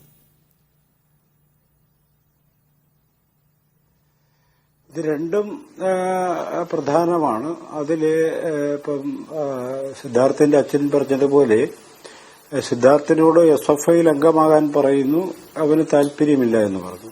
ആ ഒരു കാരണം മതി SFIക്കാർക്ക് കൊല്ലാൻ. അവരങ്ങനെ ചെയ്തിട്ടുണ്ട്. അപ്പൊ അത് കൊണ്ട് അത് അവരെ പ്രകോപിപ്പിച്ചൊരു കാര്യമാണ്. ഞങ്ങളുടെ പ്രസ്ഥാനത്ത് ചേരില്ലെന്ന് പറയുന്ന ഒരുത്തൻ, അതും സംവരണീയനായ ഒരുത്തൻ, അതാണ് അവരെ പ്രകോപിപ്പിച്ച ഏറ്റവും പ്രധാനപ്പെട്ട ഒരു കാര്യം. ഈ സംവരണത്തിലൂടെ കടന്നുവരുന്ന കുട്ടി സിദ്ധാർത്ഥ് അച്ഛനോട് പറഞ്ഞതിന് പ്രകാരം നീ സംവരണത്തിലൂടെ വെറുതെ കയറി വന്നവനാണെന്നും ഞങ്ങൾ ലക്ഷക്കണക്കിന് രൂപ മുടക്കി പഠിക്കുന്നതാണെന്നുള്ളത് ആ കുട്ടികൾ പറയുന്ന വാക്ക് മാത്രമല്ല, കേരളത്തിന്റെ ഒരു പൊതുബോധമാണ്. സംവരണീയരായ കുട്ടികൾ പഠിക്കാൻ മിടുക്കില്ലാത്തവരും കഴിവില്ലാത്തവരും ആണ് എന്ന ഒരു പൊതുബോധം കേരളത്തിൽ വളരെ ശക്തമായി പ്രവർത്തിക്കുന്നുണ്ട്. അതിനെ ലംഘിച്ചുകൊണ്ട് വളരെ അധ്യാപകർക്കും സഹപാഠികൾക്കും ഇഷ്ടപ്പെട്ട ഒരു ആളായി അവിടെ ഉയർന്നു വരികയും എന്നാൽ SFI പോലുള്ള പ്രസ്ഥാനത്തിൽ ചേരണമെന്ന് ആവശ്യപ്പെട്ടിട്ട് ചേരാതിരിക്കുകയും ചെയ്തു എന്നതാണ് ആ കൊലപാതകത്തിന്റെ പിന്നിലെ വികാരം. അപ്പൊ അതുകൊണ്ട് ഈ കേസ് അവർ അട്ടിമറിക്കാനുള്ള എല്ലാ പരിശ്രമവും നടത്തുമെന്നത് ഉറപ്പാണ്. ഒന്നോർക്കണം, സിദ്ധാർത്ഥ് മരിച്ചു, അദ്ദേഹത്തിന്റെ ശവമടക്കി ഒരു ദിവസം കഴിഞ്ഞ് കുറച്ച് പ്രതികൾ ഹാജരായ സമയത്ത് ചെല്ലുന്നത് CK ശശീന്ദ്രനാണ് ചെല്ലുന്നത്. അതിനു മുൻപ് ഹാജരായവർക്ക് ജാമ്യം കിട്ടുമെന്ന് അന്വേഷിച്ച്. ആരാണ് CK ശശീന്ദ്രൻ? അദ്ദേഹം CPMന്റെ മുൻ MLAയും CPMന്റെ വയനാട്ടിലെ സമുന്നതനായ നേതാവുമാണ്. അപ്പൊ അവിടെ എന്താ നടക്കുന്നതെന്ന് ഊഹിക്കാൻ പറ്റും. നിങ്ങൾ ഈ നിയമത്തിന്റെ കുരുക്കൊന്നും പറയണ്ട. നിങ്ങൾ അവിടെ വളരെ അധാർമികമായ ഒരു കാര്യമാണ് നടന്നത് എന്ന് ആദ്യം സമ്മതിക്കണം. അതും ഏറ്റവും OEC വിഭാഗത്തിൽപ്പെട്ട ഒരു വിദ്യാർത്ഥിയെ നിങ്ങൾ കരുതിക്കൂട്ടി 3 ദിവസം അതിഭീകരമായി മർദ്ദിച്ചിട്ട് അവിടുത്തെ ഹോസ്റ്റൽ വാർഡൻ അറിഞ്ഞില്ലെന്ന് പറഞ്ഞത് എന്ത് വെള്ളരിക്കപ്പെട്ടണോ? നിങ്ങൾ ആരോടാ ഇതൊക്കെ ഈ പറയുന്നത്? അപ്പൊ അയാൾക്കെതിരെ നടപടിയെടുക്കണമെന്ന് പറയുന്നത് എന്താണ് തെറ്റ്? നടപടിയെടുക്കണമല്ലോ. അപ്പം പ്രശ്നം എന്തെന്ന് ചോദിച്ചാൽ ഈ സംവരണീയ കുട്ടികളെ തല്ലുകയും കൊല്ലുകയും ചെയ്യാം എന്ന ഒരു സവർണ മനോഭാവം ഇതിന്റെ പിന്നിൽ പ്രവർത്തിക്കുന്നുണ്ട് എന്ന് നമ്മൾ മനസ്സിലാക്കണം. SFI ആയാലും ഏത് സംഘടനയായാലും ഈ സംവരണ വിരുദ്ധമായൊരു മനോഭാവം അതിശക്തമായി കേരളത്തിൽ നട്ട് നനച്ച് വളർത്തിയത് മാർക്സിസ്റ്റ് പാർട്ടിയുടെ ചിന്തകരാണ്, മാർക്സിസ്റ്റ് പാർട്ടിക്കാരാണ്. ബഹുമാന്യനായ കോടിയേരി ബാലകൃഷ്ണൻ മരിക്കുന്നതിന് മുമ്പ് BJPയെ വെല്ലുവിളിക്കുന്നുണ്ടായിരുന്നു. ഞങ്ങളിവിടെ സാമ്പത്തിക സംവരണം നടപ്പിലാക്കി, നിങ്ങൾ അതിന് തയ്യാറുണ്ടോ എന്ന് വെല്ലുവിളിക്കുക ചെയ്യുന്നത്. അപ്പോ ഇന്ത്യയിൽ മറ്റാരും സാമ്പത്തിക സംവരണം നടപ്പിലാക്കുന്നതിന് മുമ്പ് സാമ്പത്തിക സംവരണം നടപ്പിലാക്കിയവരാണവർ. അപ്പൊ അതുകൊണ്ട് സംവരണ വിരുദ്ധമായ ഒരു മനോഭാവമാണ് ഇതിന്റെ പിന്നിൽ പ്രവർത്തിച്ച ഏറ്റവും പ്രധാനപ്പെട്ട ഘടകം. സംവരണീയ വിദ്യാർത്ഥിയാണെങ്കിൽ അവനെ മർദ്ദിക്കുമവർ, അവനെ കൊല്ലുമവർ, അവൻ ചെറിയ കുറ്റം ചെയ്താലും അവനെ ശിക്ഷിക്കും. ഇപ്പൊ ആ സുഹൃത്ത് പറയുന്നത് ഒത്തിരി കുട്ടികൾ അവിടെ പഠിക്കുന്നുണ്ട് എന്നാണ്. അത് ഈ കൊലപാതകത്തിന്റെ ജാതിയില്ല എന്ന് സ്ഥാപിക്കാനുള്ള കാരണമാവുന്നില്ല. അവിടെ SC/ST കുട്ടികൾ പഠിക്കുന്നുള്ളതുകൊണ്ട് അവിടെ ജാതിയില്ലെന്നൊക്കെയുള്ള നിങ്ങളുടെ കണ്ടെത്തൽ തികച്ചും തെറ്റായ ഒരു കാര്യമാണ്. അത് സമൂഹത്തെ തെറ്റിദ്ധരിപ്പിക്കുന്ന കാര്യമാണ്. പ്രശ്നം എന്തെന്ന് ചോദിച്ചാൽ ഈ സിദ്ധാർത്ഥിനെ അയാൾ യൂണിയനിൽ ചേരാൻ വിസമ്മതിക്കുന്നു, SFIയിൽ ചേരാൻ വിസമ്മതിക്കുന്നു. രണ്ടാമത് അയാൾ നിരന്തരമായി അപമാനിക്കപ്പെട്ടു. അച്ഛൻ പറയുന്നത് ഒരു തമാശ രൂപത്തിൽ ഞാൻ കണ്ടതെന്നാണ്. എനിക്ക് കേരളത്തിലെ പൊതുസമൂഹത്തോട് പറയാനുള്ള ഈ സംവരണ വിരുദ്ധത ഒരു തമാശല്ല, അത് ആൾക്കാരുടെ ജീവൻ എടുക്കുന്ന ഒരു പരിപാടിയാണ്. ഒത്തിരി പേരുടെ ജീവനെടുത്ത ചരിത്രം സംവരണത്തിനുണ്ട്. സംവരണ വിരുദ്ധർ അത് ചെയ്തിട്ടുണ്ട്. അതിന്റെ ഒരു തുടർച്ചയിലാണ് ഇവിടെയും കാര്യങ്ങൾ നിൽക്കുന്നത്. അതുകൊണ്ട് ഏറ്റവും പിന്നോക്കമായ മൺപാത്ര നിർമ്മാണം ഒക്കെ കുലത്തൊഴിലായിട്ടുള്ള ഒരു വിഭാഗത്തിൽ നിന്ന് ഉയർന്നു വന്ന വളരെ ജനുവിനായ ഒരു ചെറുപ്പക്കാരനെ വകവരുത്തിയിട്ട് വിധിയുടെ ന്യായവും കോടതിയിലെ ന്യായങ്ങളും ഒന്നും ഇവിടെ നിരത്തണ്ട. പ്രശ്നം എന്താണ്? നിങ്ങളിത് SFI കേരളത്തിലെ ഒരു ഫാസിസ്റ്റ് സംഘടന എന്ന നിലക്കാണ് ഓരോ ക്യാമ്പസിലും പ്രവർത്തിക്കുന്നത് എന്ന് നിങ്ങൾ സമ്മതിക്കുമോ? സമ്മതിച്ചേ പറ്റൂ. അതായത് കാര്യം. അതിന്റെ നിരവധി തെളിവുകൾ ഹാജരാക്കാം എന്ന് പറഞ്ഞ് ബാക്കിയുള്ള വിദ്യാർത്ഥി സംഘടനകളെല്ലാം മാടപ്രാവുകളാണെന്നുള്ള അഭിപ്രായമൊന്നുമല്ല ഞാൻ പറയുന്നത്. പക്ഷെ അതിന്റെ ഏറ്റവും മുന്നണിയിൽ നിൽക്കുന്നത് SFI പോലൊരു പ്രസ്ഥാനമാണ്. എതിരെ ഇയാൾക്ക് ഈ സിദ്ധാർത്ഥ പറയാം, ഞാൻ SFI ചേരുന്നില്ലെന്ന് പറഞ്ഞാൽ അയാൾക്ക് അവിടെ പഠിക്കാൻ അവകാശമില്ലേ? സംവരണത്തിലൂടെ വന്നു. അയാൾക്ക് അവിടെ പഠിക്കാൻ അവകാശം. ഇവരെന്നെ കൊല്ലുവോ? ഇവരാരോടാ ഇത് പറയുന്നത്? ഇവര് SFIക്കാർക്ക് ആരാന്ന് അധികാരം കൊടുത്ത്? ഇവിടെയാണ് പ്രശ്നം കിടക്കുന്നത്. ഇവരെ സംരക്ഷിക്കുന്ന രാഷ്ട്രീയ നേതൃത്വമാണ് യഥാർത്ഥത്തിൽ ഈ കൊലപാതകത്തിന്റെ യഥാർത്ഥ കുറ്റവാളികളെന്ന്. അവരെ ഇപ്പൊ നമുക്ക് കേസിൽപ്പെടുത്താനോ ശിക്ഷിക്കാനോ പറ്റില്ലായിരിക്കും. പക്ഷെ രാമാനം വരുന്ന ശശീന്ദ്രൻ അടക്കമാണ് ഈ കൊലപാതകർക്ക് ആത്മവിശ്വാസം കൊടുക്കുന്നത്. ഒരു കാര്യം ഞാൻ പറയട്ടെ, ഈ SFI ചേരാതെ കേരളത്തിൽ പഠിക്കാൻ പറ്റില്ലേ? വിദ്യാർത്ഥികൾ ഇപ്പോ സിദ്ധാർത്ഥിന്റെ അച്ഛനും അമ്മയും ആ കുട്ടിയെ വയനാട്ടിലേക്ക് വിട്ടത് ഒരു വെറ്റിനറി ഡോക്ടറായി തിരിച്ചു വരുന്നത് കാണാനാ. ശവമാ വീട്ടിൽ കൊണ്ട് കൊടുത്തത് കേരളം. മലബാറിൽ നിന്നൊരു കുട്ടി ഇടുക്കിയിൽ പഠിച്ചു, എഞ്ചിനീയർ ആകാനാ പഠിച്ചത്. കുത്തിക്കൊലപ്പെടുത്തി. പ്രതി യൂത്ത് കോൺഗ്രസുകാരനാണ്. ശവമാ വീട്ടിലേക്ക് എത്തിയത്. ഇതെന്തൊരു നാടാണെന്ന്. അപ്പൊ അതുകൊണ്ട് ഇതിന്റെ ന്യായവാദങ്ങൾ ഇന്നിപ്പോ ഒരു റിട്ടയർഡ് പ്രൊഫസർ പറയുകയാണ് അത്ര, ഈ കൊലപാതകം ചെയ്തവരാരും കൊലപാതകികളല്ല, അവർ പുതിയ സംവാദ മണ്ഡലം തുറക്കുകയാണെന്ന. എത്ര ഭീകരമാണ്, എത്ര ദയനീയമാണ്, എത്ര മ്ലേച്ഛമാണ് ഈ പണ്ഡിതന്മാരുടെ അവസ്ഥ. ഈ ഇടതുപക്ഷത്തെ ന്യായീകരിക്കാൻ വേണ്ടി ഇവരിങ്ങനെ പറഞ്ഞുകൊണ്ടിരുന്നാൽ. അതുകൊണ്ട് പ്രശ്നം അടിസ്ഥാനപരമായി ഒരു ജാതി വൈര്യം ഈ കൊലപാതകത്തിന്റെ മുന്നിൽ പ്രവർത്തിച്ചിട്ടുണ്ട് നമ്മൾ കാണണം. സംവരണ വിരുദ്ധത കൃത്യമായും പരിശോധിക്കണം. 3, നമ്മുടെ ക്യാമ്പസുകൾ ശാന്തമാണെന്ന് ഉറപ്പുവരുത്തുന്ന ഒരു സംവിധാനവും കേരളത്തിന് ആവശ്യമാണ്. ശരി സണ്ണി. ശ്രീ ജയപ്രകാശ്, ഒറ്റ കാര്യം, ഇപ്പോൾ നടക്കുന്ന അന്വേഷണത്തെക്കുറിച്ച് നിങ്ങളുടെ അഭിപ്രായം എന്താണ്? അതായത് തുടക്കത്തിൽ തന്നെ തെളിവുകൾ നശിപ്പിക്കപ്പെട്ടു എന്ന സംശയം നിങ്ങൾക്കുണ്ട്. ഈ അന്വേഷണം മുന്നോട്ട് പോയാൽ സിദ്ധാർത്ഥന് നീതി ലഭിക്കുമെന്ന് കരുതുന്നുണ്ടോ? നിങ്ങൾ മറ്റെന്താണ് ആവശ്യപ്പെടുന്നത്?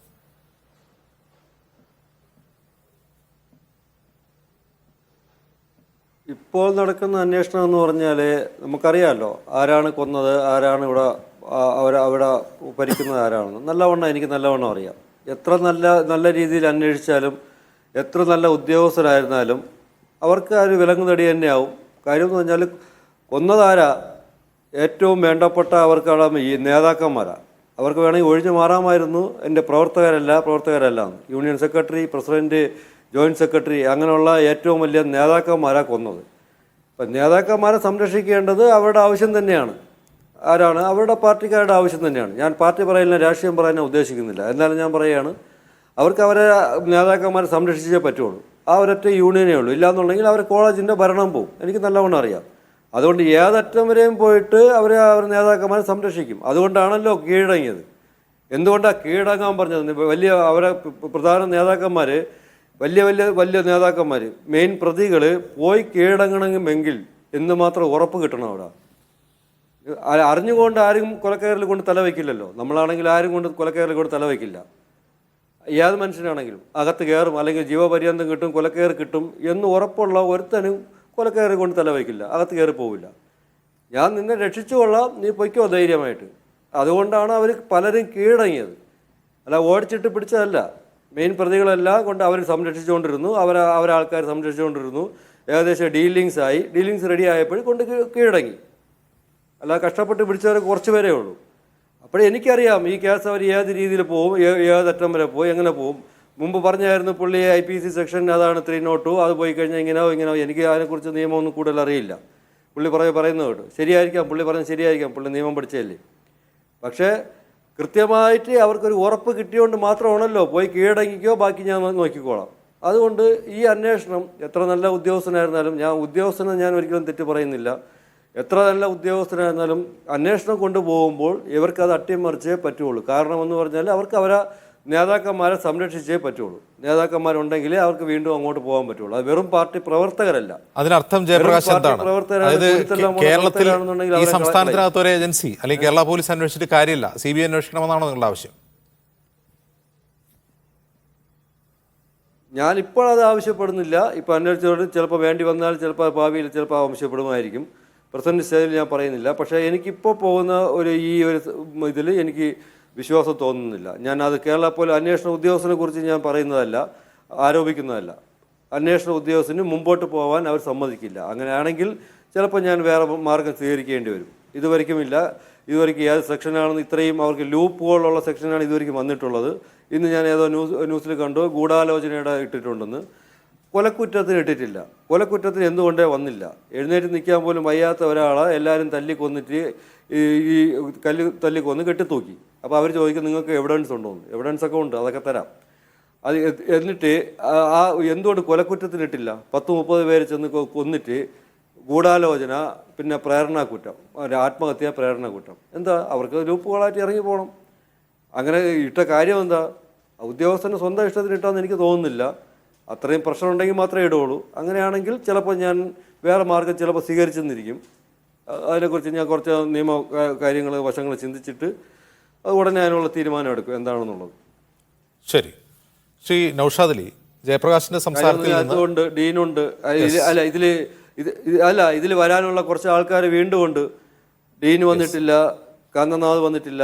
കാന്തനാഥിൻ്റെ ഏറ്റവും അടുത്ത ഒരു ബന്ധുവുണ്ട്.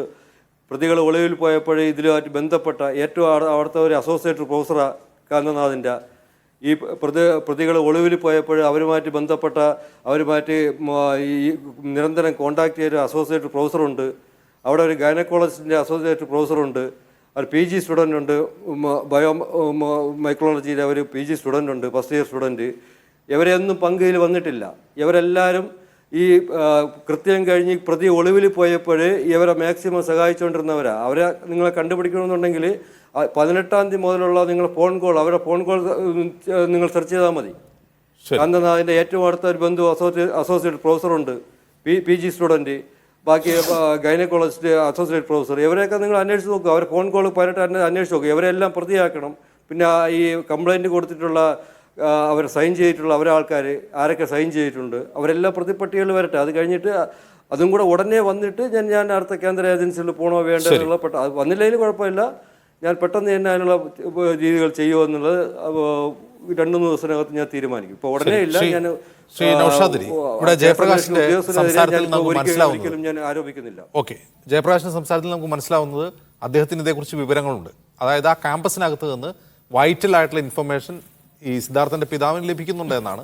അദ്ദേഹത്തിന് പൂർണ്ണമായ വിശ്വാസമാണ് ഈ അന്വേഷണം നേരെ ചൊവ്വെ മുന്നോട്ട് പോവില്ല. കാരണം അദ്ദേഹത്തിന് അതേക്കുറിച്ച് അറിയാമെന്നുള്ളത് കൊണ്ടാണ്. ഒരുപക്ഷെ പുറത്ത് ലോകത്ത് മാധ്യമങ്ങൾക്കോ മറ്റുള്ളവർക്കോ അറിയുന്നതിനേക്കാൾ കൂടുതൽ വിവരങ്ങൾ ജയപ്രകാശിന്റെ കയ്യിലുണ്ട് എന്നാണ് അദ്ദേഹത്തിന്റെ സംസാരത്തിൽ മനസ്സിലാവുന്നത്. ഈ അന്വേഷണം എങ്ങോട്ട് പോകും, ഇതിന്റെ ഭാവി എന്താണെന്നാണ് നിങ്ങൾ കരുതുന്നത്? പക്ഷേ ജയപ്രകാശിൻ്റെ വാക്കുകൾ നമ്മൾ കേൾക്കുമ്പോൾ അതിനോട് നമ്മൾ ഈ അന്വേഷണത്തിൻ്റെ ഭാഗമായിട്ട് നമ്മൾ പ്രതിപ്പട്ടികയിൽ വരേണ്ട കുറേ ആളുകളുടെ വിവരങ്ങൾ കൂടി ഒന്ന് തുലനപ്പെടുത്തുമ്പോൾ നമുക്ക് കൃത്യമായിട്ട് ഈ അന്വേഷണം എങ്ങോട്ടാണ് പോകുന്നതെന്ന് മനസ്സിലാക്കും. ഞാൻ ഇപ്പോൾ കഴിഞ്ഞ ദിവസം ഈ ഡീൻ എന്ന് പറഞ്ഞ ആ ഒരു മനുഷ്യൻ, ഞാൻ അയാളൊക്കെ മനുഷ്യനെന്ന് വിളിക്കുന്നതിൽ തന്നെ എനിക്ക് വലിയൊരു അപമാനമുണ്ട്. അദ്ദേഹം എന്നാൽ പോലും ഞാനൊരു ചാനലായതുകൊണ്ട് അങ്ങനെ തന്നെ പറയണം. ആ മനുഷ്യനൊക്കെ പത്രക്കാരുടെ മുമ്പിൽ വന്നിട്ട് ഡീനിൻ്റെ പണി ഹോസ്റ്റലിലെ സെക്യൂരിറ്റി ഓഫീസറുടെ പണിയല്ല എന്നൊക്കെ എത്രമാത്രം നിഷേധാത്മകമായിട്ടാണ് ഇദ്ദേഹമൊക്കെ വന്ന് അദ്ദേഹത്തിൻ്റെ അഹന്ത, ധിക്കാരം, ഒരു താൻ പ്രമാണിത്വം, ഇതൊക്കെ തങ്ങളുടെ കയ്യിൽ ഒതുങ്ങുന്ന ഒന്നാണ് എന്നുള്ള അമിത ആത്മവിശ്വാസം, അതൊക്കെ സ്ഫുരിക്കുന്നൊരു മുഖഭാവത്തോടു കൂടിയാണ് ആ ചങ്ങാതിയൊക്കെ ഈ നിമിഷവും പത്രക്കാരെയൊക്കെ അഭിമുഖീകരിച്ച് പൊതുസമൂഹത്തെ അഭിസംബോധന ചെയ്യുന്നത്. അതുപോലെ തന്നെ ഈ ഇപ്പോൾ പ്രതികളാക്കപ്പെട്ട ആളുകളുടെ കൂട്ടാളികൾ, പിണിയാളികൾ, അവർക്ക് വെള്ളവും വളവും നൽകി അവരുടെ പുറകിൽ നിൽക്കുന്ന കുറേ ചെറുക്കന്മാരുണ്ട്, കുറേ പീക്കിരി പിള്ളേർ അവിടെ പഠിക്കുന്ന, മൃഗഡോക്ടറാവാൻ പഠിക്കുന്ന ചില ആളുകളൊക്കെ, അവരൊക്കെ വന്ന് പറയുന്ന കാര്യങ്ങളൊക്കെ കേൾക്കുമ്പോൾ ഇത് മുമ്പ് ഇവിടെ സാജൻ മരിച്ചപ്പോൾ അദ്ദേഹത്തെ, TP ചന്ദ്രശേഖരൻ മരിച്ചപ്പോൾ അദ്ദേഹത്തെ, ഇങ്ങനെയൊക്കെയുള്ള ആളുകളെയൊക്കെ ദുർമാർഗികളാക്കി ചിത്രീകരിച്ച് തടി തപ്പുന്ന കമ്മ്യൂണിസ്റ്റ് കൊലപാതക പാർട്ടിയുടെ അതേ ലൈനാണ് ഇവർ ഈ പറഞ്ഞ കുട്ടിക്ക് നേരെയും എടുത്ത് പ്രയോഗിക്കാൻ ശ്രമിക്കുന്നത്.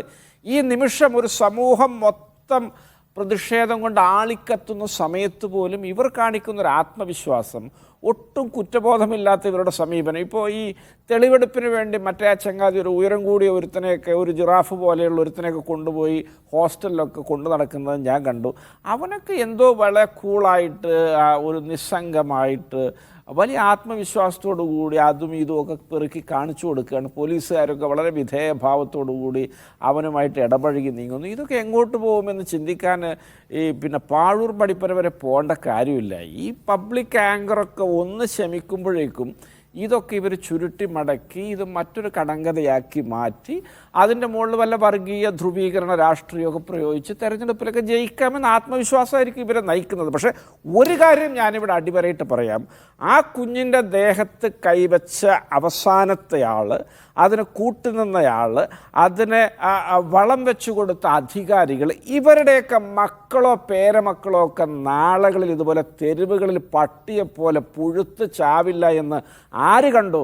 ആ അമ്മയുടെ അച്ഛൻ്റെയൊക്കെ നിലവിളിയും അവരുടെ ആ ദൈന്യതയും ദീനതയും ഒക്കെ കാണുന്ന വലിയൊരു ശക്തിയൊക്കെ ഈ ലോകത്തുണ്ട്. ഒരുത്തം പോലും ഏത് കിം ജോങ് ഉന്നിൻ്റെ ഭരണകൂടം ഇത് അട്ടിമറിച്ചാലും ഇതൊന്നും വെറുതെ ആവുകയില്ല. ആ ദൈന്യ നിലവിളിയൊക്കെ തീർച്ചയായിട്ടും ഇവരുടെയൊക്കെ തലമുറകളിലേക്ക് പ്രതിഫലിക്കും. ഇവനൊക്കെ ഇത് അനുഭവിക്കാതെ ഈ ഭൂമുഖം വിട്ടു പോവില്ല എന്ന എൻ്റെ ഒരു ആത്മീയതയിൽ ഊന്നിയ ഒരു ചിന്ത ഇവിടെ പങ്കുവെക്കാൻ ഞാൻ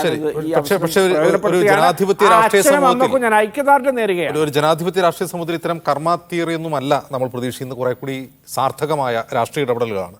ശ്രീ ബൽദേവ്, ഇവിടെ ജയപ്രകാശിന് തന്നെ ഈ അന്വേഷണത്തിൽ പൂർണ്ണ വിശ്വാസമില്ല. കുറഞ്ഞ പക്ഷം സർക്കാർ ജയപ്രകാശിനെങ്കിലും വിശ്വാസത്തിലെടുക്കണ്ടേ? അദ്ദേഹത്തെ ബോധ്യപ്പെടുത്തണ്ടേ ഈ അന്വേഷണം സുതാര്യവും സത്യസന്ധവും സ്വതന്ത്രവുമാണെന്ന്? അതെ ബൽദേവ്, ഇവിടെ ചർച്ചയിൽ വന്ന 2-3 കാര്യങ്ങളൊന്ന് ക്രോഡീകരിച്ചിട്ട് ഞാൻ അതിലേക്ക് വരാം.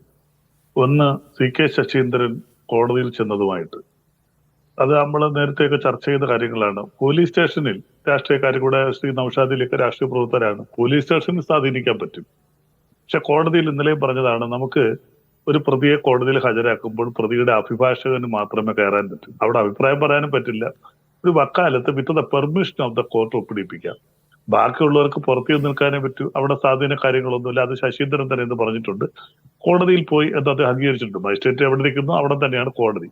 പിന്നെ ഇവിടെ വേറെ ചർച്ച, നമ്മൾ തന്നെ ചർച്ച ചെയ്ത് പലപ്പോഴും വഴിതെറ്റി ചില സംവിധാനങ്ങൾ പോകുന്നു എന്ന് തോന്നുകയാണ്. കാരണം ഇവിടെ നമ്മൾ ആദ്യം ചർച്ച ചെയ്തത് ഇത് ആത്മഹത്യയല്ല കൊലപാതകമായിരുന്നു എന്ന് ചർച്ച ചെയ്തു. ഞാനും അത് ആ കാലത്ത് തന്നെ നിൽക്കുകയാണ്. ആത്മഹത്യയാണെന്ന് ഞാനും പരിപൂർണമായിട്ട് വിശ്വസിക്കുന്നില്ല. മറ്റൊന്ന്, ഇപ്പോൾ ചർച്ചയുടെ പുതിയൊരു വഴിത്തിരിലേക്ക് വരുന്നത് ഇത് നേരത്തെ പറഞ്ഞിരുന്ന സംഭവങ്ങളല്ല. നേരത്തെ വാലന്റൈൻസ് ഡേയുമായി ബന്ധപ്പെട്ട ഒരു ഡാൻസും ഒക്കെ തുടങ്ങിയെന്നാണ് പറഞ്ഞിരുന്നത്. ഇപ്പോൾ അതിൽ നിന്ന് വഴിമാറി ഇതൊരു സാമുദായികമായിട്ടുള്ള പ്രശ്നമായിട്ട്, താണ സമുദായത്തിൽപ്പെട്ട ഒരാളായതുകൊണ്ട് അദ്ദേഹം അത്ര താണ സമുദായമൊന്നുമല്ല, ആ താണ സമുദായത്തിൽപ്പെട്ട ആളായിരുന്നതുകൊണ്ട് ആ സാമുദായിക വെറി, പണ്ട് സൗത്ത് ആഫ്രിക്കയിലേക്ക് ഉണ്ടായിരുന്ന അപ്പാർത്തഡ് പോലെ ആ സാമുദായിക വെറിയാണ് ഈ കൊലപാതകത്തിലേക്ക് നയിച്ചു എന്ന് പറയുന്നത്. അപ്പൊ ഞാൻ തുടക്കത്തിൽ തന്നെ പറയുകയാണ്, നമ്മൾ തന്നെ ഒരേ കാര്യത്തിൽ ഇങ്ങനെ പല കാര്യങ്ങൾ ഉന്നയിച്ചുകൊണ്ടിരുന്നാൽ അത് നമുക്ക് തന്നെ ദോഷമായിട്ട് വരും. നമ്മൾ കുളിപ്പിച്ച് കുഞ്ഞില്ലാതാകുന്നു എന്ന് പറയുന്നത് പോലെ. അപ്പോൾ ഇതിനകത്ത് ഇപ്പോൾ തന്നെ ആരോപണം ഉന്നയിക്കുന്നവർക്ക് പോലും എന്താണ് ഇതിന്റെ യഥാർത്ഥ കാരണങ്ങളിലേക്ക് എന്നെത്തി നിൽക്കാൻ കഴിയുന്നില്ല. പല കാര്യങ്ങളാണ് ഒരേ ഭാഗത്തു തന്നെ ആരോപണം വരുന്നത്. ആദ്യം വന്നിരുന്ന പ്രശ്നമല്ല ഇപ്പോൾ പുതിയതായിട്ട് പറയുന്നത്. പിന്നെ മറ്റൊരു കാര്യം, ഇതിന്റെ തുടക്കത്തിൽ പറഞ്ഞിരുന്നത് ഈ ആന്റി റാഗിങ് അവിടുത്തെ സെല്ല് 18 പേരെ പ്രതികളാക്കി ആ 18 പേരെ കോളേജിൽ സസ്പെൻഡ് ചെയ്തു. അതിൽ നിന്ന് 3-4 പേരെയാണ് ആദ്യം അറസ്റ്റ് ചെയ്തത്. അപ്പോൾ പിന്നീട് അതിനെതിരെ പുറവിളി വന്നു. ഇപ്പോൾ 18 പേരെയും അറസ്റ്റ് ചെയ്തു, 18 പേരെയും പ്രതികളാക്കി, 18 പേരെയും റിമാൻഡ് ചെയ്തു. റിമാൻഡ് ആപ്ലിക്കേഷനകത്ത് വളരെ ശക്തമായിട്ട് തന്നെ കോടതി ജാമ്യം പരിഗണിക്കാതിരിക്കത്തക്ക രീതിയിൽ കൊലപാതകമല്ല എന്ന് പറഞ്ഞിട്ടുണ്ടെങ്കിലും അത് വായിച്ചാൽ വിവരമുള്ള ഒരു ജഡ്ജിക്ക് ഏകദേശം ഒരു കൊലപാതകത്തിന്റെ എല്ലാ ലക്ഷണങ്ങളും കാണിക്കുന്ന ആ കുട്ടിയെ വളരെ ക്രൂരമായി ഉപദ്രവിച്ചെന്നും വയറുകൊണ്ട് അടിച്ചെന്നും ചവിട്ടിയെന്നും ഭാര്യയിൽ അടിച്ചോടിച്ചെന്നും പുറത്ത് ചവിട്ടിയെന്നും വെള്ളം കൊടുക്കാതെ ഒത്തിരി കാര്യങ്ങൾ. അപ്പൊ ഇതൊക്കെ ഏകദേശം ഒരു 3 അട്രാക്ട് ചെയ്യുന്ന രീതിയിലേക്കാണ് ആ റിമാൻഡ് റിപ്പോർട്ടിന്റെ ഒരു 90%. ഞാൻ ഇന്നലെ പറഞ്ഞ അവസാനത്തെ 1-2 വരികൾ മാത്രമേ ഉള്ളൂ ആ 306 പോകുന്നത്. ബാക്കി എല്ലാം തന്നെ ഒരു കുട്ടി അല്ലെങ്കിൽ ഒരാളിനെ കൊല ചെയ്യുമ്പോൾ എന്തൊക്കെയാണോ ചെയ്യുന്നത് അത്രയും ക്രൂരമായി ചെയ്തതായിട്ട് ആ അന്വേഷണ ഉദ്യോഗസ്ഥൻ റിമാൻഡ് റിപ്പോർട്ടിൽ പ്രതിപാദിച്ചിട്ടുണ്ട്. അപ്പൊ തീർച്ചയായിട്ടും അത് വളരെ ശക്തമായ നിലപാടിലാണ് അവർ ആ കേസിന്റെ കാര്യങ്ങൾ പോകുന്നത്. ഇപ്പോൾ നമ്മുടെ ഒരു ആവശ്യം ഡീന്, അതുപോലെ തന്നെ ഹോസ്റ്റലിന്റെ വാർഡൻ, പിന്നെ ഈ പരാതി ഒപ്പിട്ട് ഈ കുട്ടിയുടെ പേരിൽ ഒരു പെൺകൊച്ചിന്റെ പേര് പറഞ്ഞൊരു പരാതി ഒപ്പിട്ട് 24-ാം തീയതി പോലീസ് സ്റ്റേഷൻ കൊടുത്ത ഒരു അധ്യാപകനും അധ്യാപികാരും ഉണ്ട്. പിന്നെ ചില ഉയർന്ന കുട്ടികൾ. അത് തീർച്ചയായിട്ടും പണ്ടൊരിക്കലും ഞാൻ ഇതേ ചാനൽ ചർച്ചയിൽ പറഞ്ഞതാണ്, ഇതിൽ ബാഹ്യശക്തികളുടെ ഇടപെടലുകൾ ഉണ്ടോ? എനിക്ക് ബലമായ ഒരു സംശയമുണ്ട്. ഞാനും കോളേജിലൊക്കെ പഠിക്കുമ്പോൾ എനിക്കറിയാം, കോളേജ് ക്യാമ്പസുകളിൽ സംഘർഷം ഉണ്ടാകുമ്പോൾ ആ 18-20 വയസ്സുള്ള കുട്ടികളല്ല ആ സംഘർഷത്തെ പലപ്പോഴും നയിക്കുന്നത്. ഈ കുട്ടികൾക്ക് പല രാഷ്ട്രീയ പ്രസ്ഥാനങ്ങൾക്കും പുറത്തു നിന്ന് ചില സപ്പോർട്ടുകൾ വരാറുണ്ട്. ആ സപ്പോർട്ടുകളാണ് ഈ കുട്ടികളെ പല ക്രൂരതയിലേക്ക് നയിക്കുന്നത്. അത് ഒരു പ്രസ്ഥാനത്തിനല്ല, പ്രധാനപ്പെട്ട പല രാഷ്ട്രീയ പ്രസ്ഥാനങ്ങൾക്കും. കാര്യം അവരുടെ വിദ്യാർത്ഥി സംഘടന വളർത്തിയെടുക്കുന്നതിന് ചില ബാഹ്യശക്തികൾ, അതിനകത്ത് നമ്മൾ ഈ പറയുന്ന ചില തെരുവുകൂട്ടങ്ങളുണ്ടാകാം, ചില അക്രമികളുണ്ടാകാം, ചില അങ്ങനെയുള്ള ചില സാമൂഹ്യ വിരുദ്ധ പലരും അതിനകത്തുണ്ടാകാം. അപ്പൊ ഇതൊക്കെ നമ്മൾ അന്വേഷണത്തിൽ കൊണ്ടുവരേണ്ടതാണ്. അപ്പൊ ദിവസം കഴിയും തോറും ഇതിനകത്ത് ആവശ്യകത മാറി മാറി വരികയാണ്. അത് തീർച്ചയായിട്ടും അന്വേഷണ ഉദ്യോഗസ്ഥൻ അവരുടെ വഴി തന്നെ പോകും. നമ്മൾ ആവശ്യം ഉന്നയിക്കുന്ന രീതിയിൽ അന്വേഷണ ഉദ്യോഗസ്ഥൻ പോകണമെന്നില്ല. അവർക്ക് ഒരു കാഴ്ചപ്പാടുണ്ട് ഒരു സംഭവത്തെ കുറിച്ച്, ആ കാഴ്ചപ്പാടിലേക്ക് പോകും. പുതിയ പുതിയ തെളിവുകൾ ഉണ്ടാവുകയാണെങ്കിൽ ആ തെളിവുകൾ നയിക്കുന്ന വഴിയെ, വിശേഷിച്ച് ഇപ്പോൾ പ്രതികൾ കസ്റ്റഡിയിലുണ്ട്, ഈ 18 പ്രതികളെ ചോദ്യം ചെയ്യുമ്പോൾ 18 മൊഴികളായിരിക്കും വരുന്നത്. ആ ചോദ്യത്തിന്റെയൊക്കെ അടിസ്ഥാനത്തിൽ അന്വേഷണ ഉദ്യോഗസ്ഥൻ ആ വഴിയിലൂടെയാണ് സഞ്ചരിക്കുന്നത്. അതിലാണ് പുതിയ പുതിയ തെളിവുകളിലേക്ക് പോകുന്നത്. പക്ഷെ നമ്മുടെ ചർച്ച ഇപ്പൊ പലപ്പോഴും ചാനൽ ചർച്ചയിൽ പലപ്പോഴും ഇത് വഴി തിരിഞ്ഞു പോകുന്നു. ഇത് ആദ്യം കൊലപാതകമായിരുന്നു, ആദ്യം ഡാൻസുമായി ബന്ധപ്പെട്ടായിരുന്നു, ഒരു പെൺകുട്ടിയുമായിട്ടുള്ള കാര്യങ്ങൾ പറഞ്ഞു, പിന്നീട് അത് മാറി ഇപ്പോൾ ജാതിവെറിയിലേക്ക് മാറുന്നു. അപ്പോൾ ഇങ്ങനെ ഒരു കാര്യത്തിന് പല രീതിയിലേക്ക് നമ്മൾ തന്നെ ഇതൊരു പക്ഷേ ഡീവിയേറ്റ് ചെയ്ത് വിടുകയാണ്. ഇതിനെല്ലാം കൊണ്ടുള്ള പോസിബിലിറ്റി ഉണ്ടോ, അത് ഇതെല്ലാം കൂടി ഒരുമിച്ചാണോ നടന്നിരിക്കുന്നത്? ഇതൊക്കെ പോലീസ് അന്വേഷിക്കേണ്ട വിഷയങ്ങളാണ്. ശരി ശരി ശ്രീ സണ്ണി എം കവിക്കാട്, ഇപ്പോൾ ഇങ്ങനെ ഇതിന്റെ മോട്ടീഫ് എന്താണ് എന്നുള്ള ചർച്ച ചെയ്യുന്നത് പോലും ഈ കേസിന്റെ അന്വേഷണത്തെ ബാധിക്കുമെന്നാണ് ബൽദേവ് പറയുന്നത്.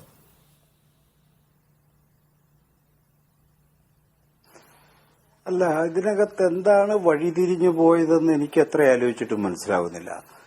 അവിടെ ഉണ്ടായ കൊലപാതകത്തെ നമ്മൾ അതിന്റെ പ്രേരണകളെ സമഗ്രമായി മനസ്സിലാക്കേണ്ടതുണ്ട് എന്നതാണ് എന്റെ വാദം. അതിനകത്ത് ഞാൻ ജാതി കടത്തിക്കൊണ്ടുവന്നല്ല. ബഹുമാന്യനായ വക്കീലൊരു കാര്യം മനസ്സിലാക്കണം. കേരളത്തിൽ സംവരണ വിരുദ്ധമായ മനോഭാവം നിർമ്മിച്ചെടുത്തിട്ടുണ്ട്. ക്യാമ്പസുകളിൽ സംവരണീയരായ കുട്ടികൾ അപമാനിക്കപ്പെടുന്നുണ്ട്, ആക്രമിക്കപ്പെടുന്നുണ്ട്, ഒഴിവാക്കപ്പെടുന്നുണ്ട്. ഇതിന് തെളിവുകൾ തരാൻ ഞാൻ തയ്യാറാണ്. അതല്ലാതെ ഞാൻ വെറുതെ ആരോപിക്കുന്ന കാര്യമല്ലിത്. പിന്നെ സിദ്ധാർത്ഥിന്റെ അച്ഛൻ പറഞ്ഞൊരു കാര്യം, അദ്ദേഹം പറഞ്ഞത് ഉച്ചയ്ക്ക് മരണം സ്ഥിരീകരിക്കപ്പെട്ടിട്ട് 5:30 വരെ ഡീൻ എന്ത് ചെയ്യുകയായിരുന്നു? അതൊരു ചോദ്യമല്ലേ? ആ ചോദ്യത്തെ നമ്മൾ അഭിസംബോധന ചെയ്തേ പറ്റൂ. അത് നിയമപരമായി എങ്ങനെ ചെയ്യാൻ പറ്റുമെന്നുള്ളത് വേറൊരു കാര്യം. പക്ഷെ ഡീൻ നിരപരാധിയാണ്. ഇപ്പൊ പുതിയ ആരോപണം ഡീനെതിരെ, പുതിയ ആരോപണമൊന്നുമല്ല. അവിടെ അദ്ദേഹം പറഞ്ഞതിന് പ്രകാരം, അദ്ദേഹത്തിന്റെ അച്ഛൻ പറഞ്ഞതിന് പ്രകാരം ഇവർ കാര്യങ്ങൾ മറച്ചുവെക്കാനും തെളിവുകൾ നശിപ്പിക്കാനും ഗൂഢാലോചന നടത്തിയിട്ടുണ്ട്. പ്രതികളുമായി നിരന്തരം ബന്ധപ്പെടുന്ന അധ്യാപകരും വിദ്യാർത്ഥികളും അവിടെ ഉണ്ടായിരുന്നെന്നും അവരുടെ ഫോൺ കോൾ പരിശോധിക്കേണ്ടതാണെന്നൊക്കെയാണ് അദ്ദേഹം പറയുന്നത്. ഇതെങ്ങനെയാ പുതിയൊരു കാര്യമാവുന്നത്? ഇത് വേണ്ടേ? അത് പരിശോധിക്കണേ. ഇതിനകത്ത് ഈ പ്രതികളെ നിങ്ങൾക്കറിയാമല്ലോ, വക്കീലാണല്ലോ, അറിയാമല്ലോ. ഞാനൊരു കുറ്റകൃത്യം ചെയ്താൽ എന്നെ സംരക്ഷിക്കുന്നത് പോലും ഒരു കുറ്റമാണ്. അപ്പൊ ഈ പ്രതികളെ സംരക്ഷിക്കാൻ വേണ്ടി ഒരു തേരാവാര നിരവധി കാര്യങ്ങൾ ചെയ്യുമ്പോൾ സ്വാഭാവികമായിട്ട് ഈ ആവശ്യം അദ്ദേഹം ഉന്നയിക്കും.